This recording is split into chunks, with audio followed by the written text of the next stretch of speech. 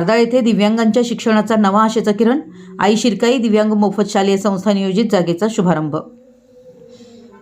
तारदाळ दिनांक 14 जानेवारी 2026 रोजी येथील ठाकरे नगर परिसरात दिव्यांग मुलामुलींच्या शिक्षणासाठी एक ऐतिहासिक आणि आशादायी पाऊल उचलले गेले आहे। स्वराज्य ग्राहक न्याय निवाडा समिती दिल्ली संचलित आई शिरकाई दिव्यांग मोफत शालेय संस्था या महत्त्वाकांक्षी उपक्रमाच्या नियोजित जागेचा शुभारंभ उत्साहात व भावनिक वातावरणात पार पडला। या शुभारंभ प्रसंगी सामाजिक कार्यकर्ते रणजित पवार, ग्रामपंचायत क्लर्क भाऊसू चौगुले, संस्थापक अध्यक्ष दत्ता मांजरे तारदाळकर, प्रहार जनशक्ती पक्षाचे तालुका अध्यक्ष सुनील शिंदे, विकास गायकवाड, दादासो सुतार, प्रल्हाद माने, मार्तंड कांबळे, नजीर नदाफ, हेमंत जावीर यांच्यासह अनेक मान्यवरांची उपस्थिती लाभली। सध्या तारदाळ, खोतवाडी व आजूबाजूच्या सुमारे 15 किलोमीटर परिसरात दिव्यांग मुलांसाठी स्वतंत्र शाळेची कोणतीही सुविधा उपलब्ध नाही। त्यामुळे अनेक दिव्यांग विद्यार्थ्यांना शिक्षणासाठी बाहेरगावी जावे लागत होते। ही परिस्थिती लक्षात घेऊन स्थानिक पातळीवरच मोफत शिक्षणाची सुविधा उपलब्ध करून देण्याच्या उदात्त हेतून हा उपक्रम उभारण्यात येतोय।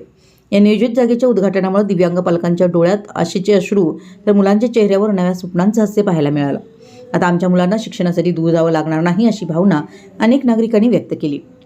या कार्यक्रमात प्रहार जनशक्ती पक्षाचे उत्तर कोल्हापूर जिल्हा उपाध्यक्ष सुनील पाटील, अनिल विजयनगरे, सागर वडगावे, जमीर मानकापुरे, सुधीर मासुर्ले, दत्तात्रय गोडबोले, इरफान बागवान, आनंदवानी, नानासू सुतार, नानासू दातार, सुरेश पुणेकर, महादेव नाईक, महेश शेटे, सुनील कांबळे, अल्ताफ वेगळे यांच्यासह असंख्य सामाजिक कार्यकर्ते व नागरिक उपस्थित होते।